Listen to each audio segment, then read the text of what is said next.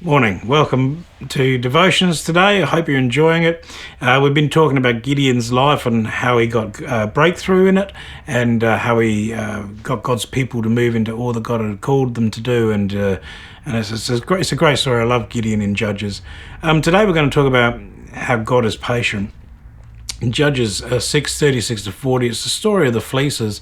Now Gideon, you know the story. Gideon was called to save the Israelites from the Midian army and to put them back where God wanted them to be as his chosen people. And Gideon wasn't sure, so he threw out a fleece. He said, God, if what you're asking me to do is from you, then I'm going to put a lamb's wool out on the ground. In the morning when I wake up, let the lamb's wool be covered in water and everything around it dry. So he gets up in the morning, he wrings out, and there's a bucket full of water in the lamb's wool, and everything else around it's dry. And he thought, oh, that's really good. And he said, Lord, don't tell me off for this, but can I have another sign? How about I put a fleece out, and tomorrow the fleece will be dry, but everything around it be wet. And so he gets up in the morning, and of course, everything around it's wet, and the fleece is dry. And I think it's an amazing story of after all that had happened previously. He'd had a physical visit from an angel who told him that he was a mighty man of valor. He spoke with God, didn't he? And then God protected him when he tore down the altar to Baal. God protected him, and he still doubted. And still God had the patience to know that his plan needed to be worked through Gideon.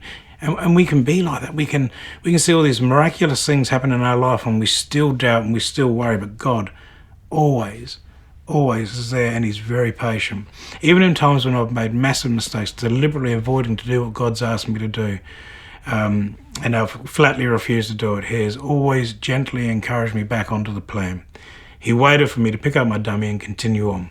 Recently at the start of the year, I went away and I spent some time seeking God, because in my mind, I wanted to tell God my plan and what I think I should be doing. And God didn't yell at me. He didn't shake me, didn't hit me. He just said, that's your plan. That's not my plan. My plan is this, and that's what we're going to do. He put his arm around me, I felt this physical voice say to me, why have you taken so long to come and talk to me? It crushed me. He said, I've been waiting to talk to you.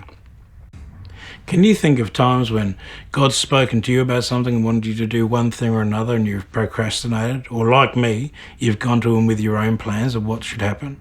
Maybe today is a great day to say yes and amen to everything that God's got for you, because God is with you. God is for you. God is patient, and God will wait. God has a plan for your life like he has mine and everybody else's, and he's patient, and he'll let that work through.